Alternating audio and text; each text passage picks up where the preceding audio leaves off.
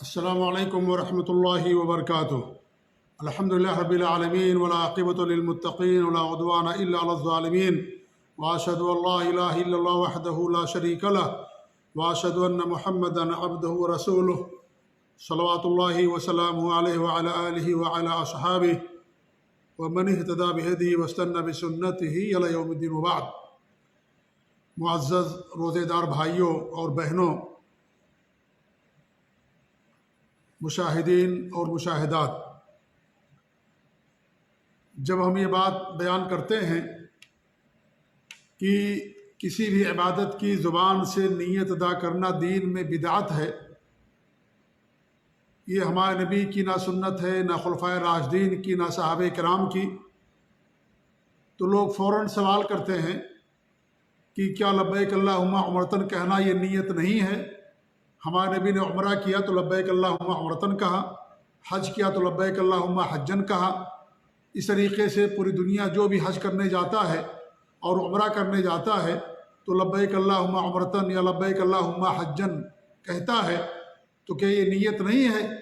تو جب یہاں عمرے میں اور حج میں زبان سے نیت ادا کرنا درست ہے، نبی کی سنت ہے، تو پھر ہم اگر نماز میں نیت کرتے ہیں یا حج یا روزے کی نیت کرتے ہیں تو یہ بدعت کیوں ہے؟ آج کے اس مختصر سے ویڈیو میں میں ان کے اسی اشکال کا جواب دینا چاہتا ہوں۔ میرے پیارے، میرے عزیز، میرے بھائی، ان کا جو اشکال ہے وہ ریت کی عمارت اور مکڑی کے جالے سے بھی زیادہ اہمیت نہیں رکھتی ہے۔ لبیک اللہم عمرتن کہنا یا لبیک اللہم حجن کہنا یہ نیت نہیں ہے۔ نیت دل کے ارادے کو کہا جاتا ہے اور اس کی جگہ دل ہوتی ہے۔ جب انسان عمرے کے لیے نکلتا ہے اپنے گھر سے یا حج کے لیے نکلتا ہے، تبھی اس کی نیت عمرہ کرنے کی یا حج کرنے کی ہوتی ہے۔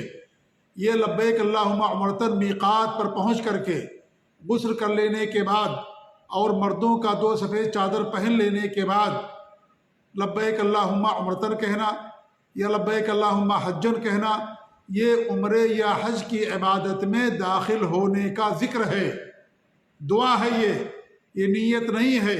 بغیر نیت اور ارادے کے انسان اپنے گھر سے میقات کا سفر نہیں کر سکتا ہے۔ آپ کہیں بھی رہتے ہوں، اپنے گھر سے میقات تک آپ جاتے ہیں، آپ وہاں پر جا کر کے لبیک اللہم عمرتن کہتے ہیں، تو کیا بغیر نیت کے آپ وہاں میقات تک پہنچتے ہیں؟ یقیناً اس کا جواب یہی کہ نہیں، ہماری اور آپ کی نیت رہتی ہے۔ ہمارے ملکوں سے لوگ آتے ہیں، سعودی عرب کے باہر سے لوگ آتے ہیں، حج پہ آتے ہیں، عمرہ کرنے پر آتے ہیں، بہت مہینوں پہلے اس کی تیاری شروع کر دیتے ہیں، پاسپورٹ بنواتے ہیں، ویزا لگواتے ہیں، پیسے جمع کرتے ہیں، ایجنٹ کو پیسے دیتے ہیں۔ کیا بغیر نیت کے سارا کام عمل میں آتا ہے؟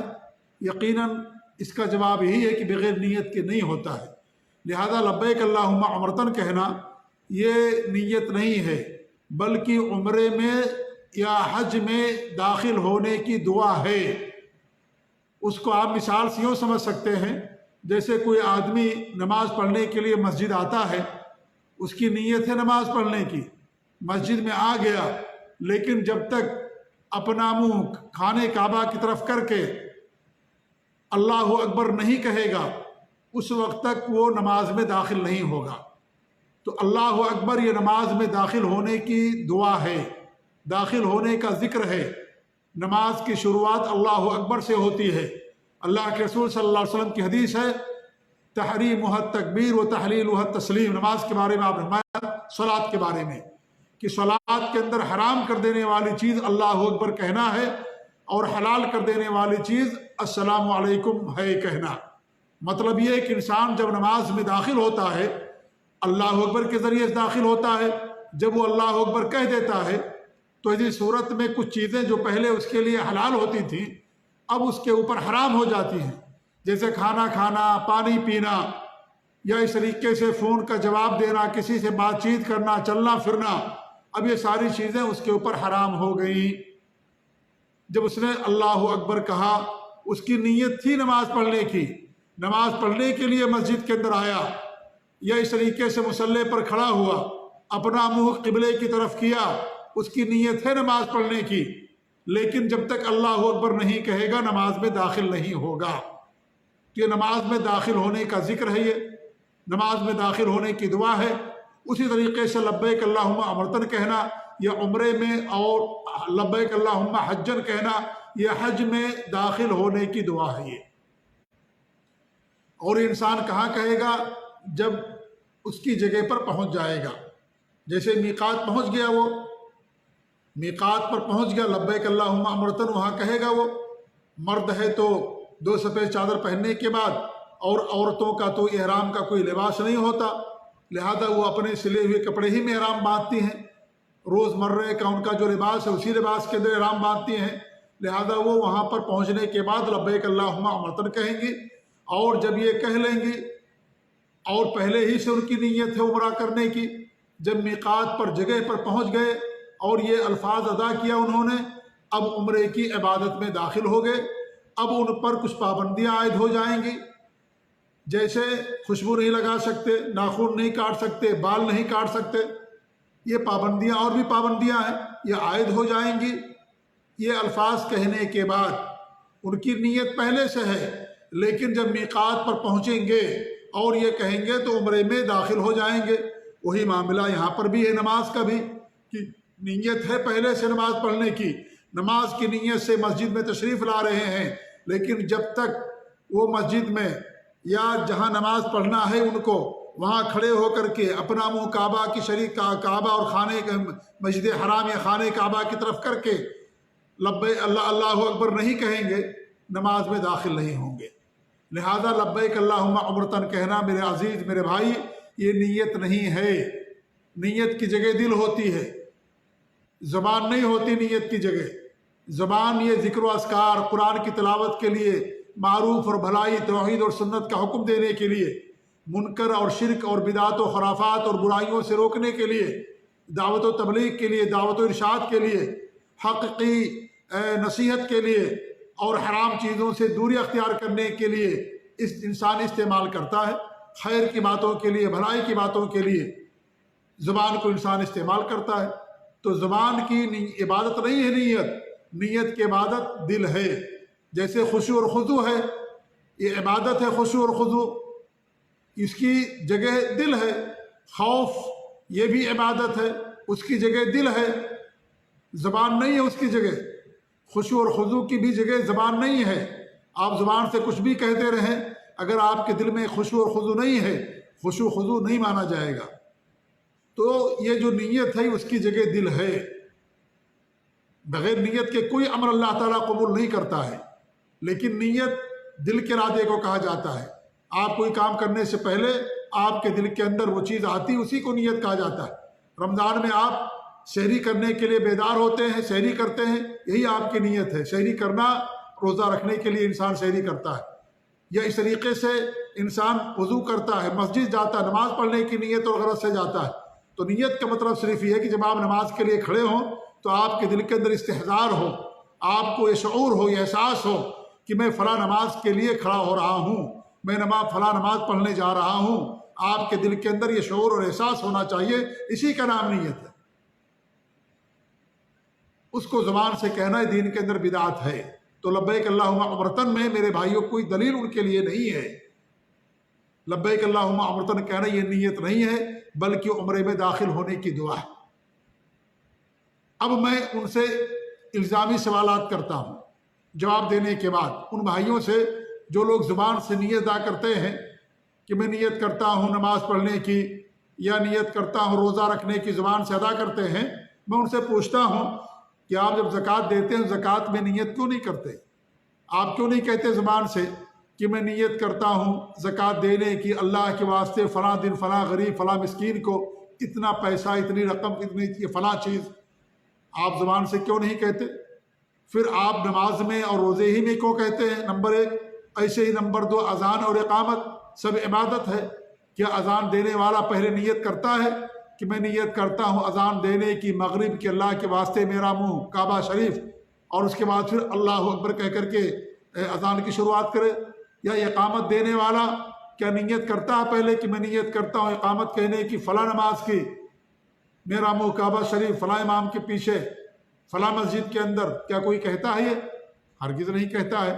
اس طریقے سے خطیب خطبہ دیتا ہے یا درس دیتا ہے، کیا درس دینے سے پہلے، خطبہ دینے سے پہلے، وعظ و نصیحت سے پہلے کوئی کہتا ہے کہ میں نیت کرتا ہوں آج خطبہ یا درس دینے کی، نصیحت کرنے کی، فلاں موضوع پر، فلاں تاریخ، فلاں وقت، فلاں دن میں، فلاں لوگوں کے سامنے؟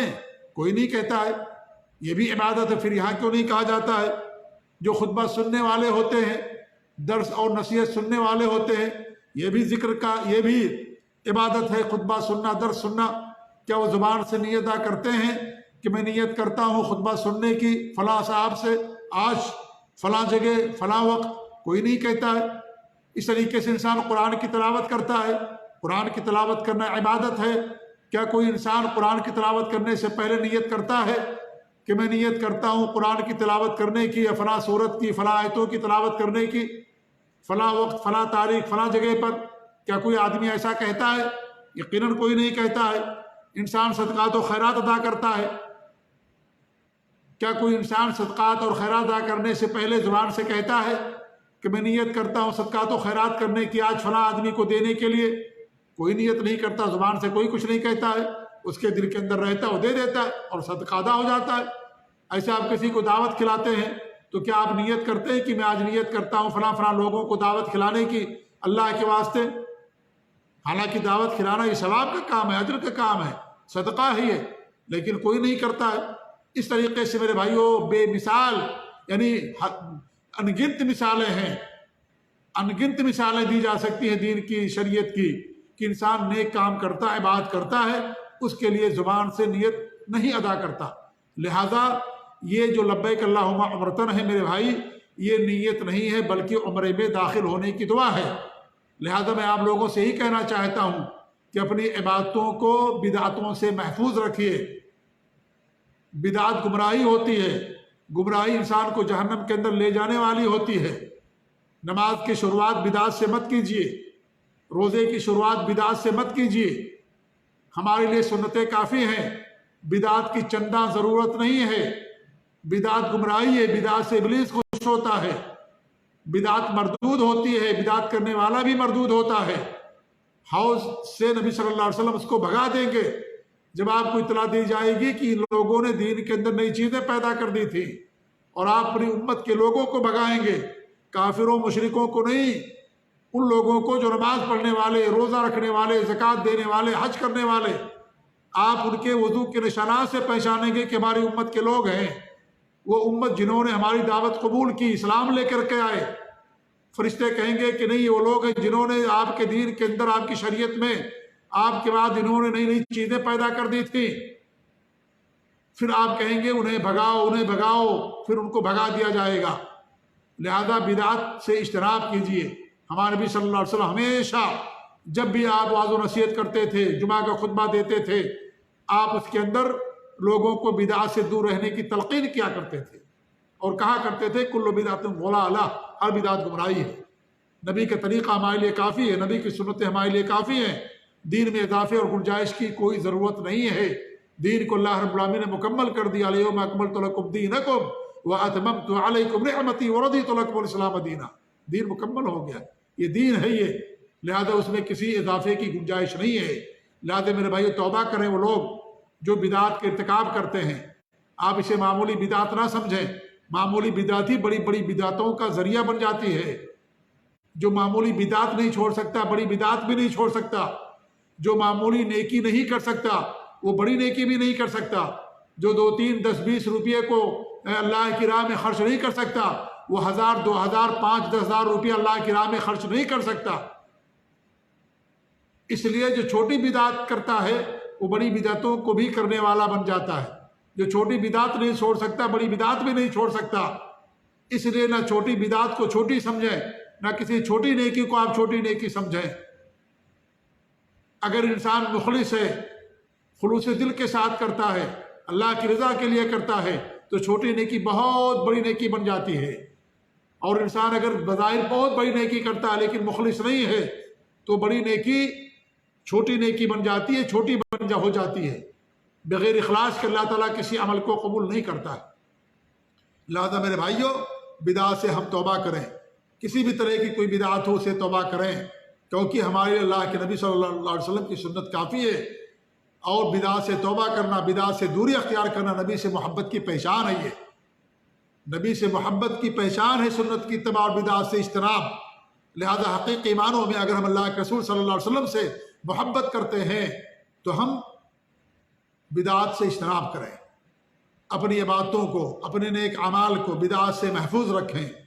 وہی عمل اللہ تعالیٰ قبول کرے گا جو نبی کی سنت کے مطابق ہوگا، نبی کے طریقے کے مطابق ہوگا، اخلاص کے ساتھ انسان کرے گا، اسی عمل کو اللہ تعالیٰ قبول کرے گا۔ اللہ تعالیٰ سے دعا کہ اللہ رب العالمین ہمیں ہر قسم کی بدعت سے بچائے، اللہ رب العالمین ہمیں سنتوں پر قائم رکھے، توحید پر قائم رکھے، اور بدعت و خرافات سے اللہ رب العالمین ہم سب کو محفوظ رکھے، آمین۔ وصلی اللہ علیہ نبینا محمد وعلی آلہ وصحبہ اجمعین، وجزاکم اللہ خیر، والسلام علیکم ورحمۃ اللہ وبرکاتہ۔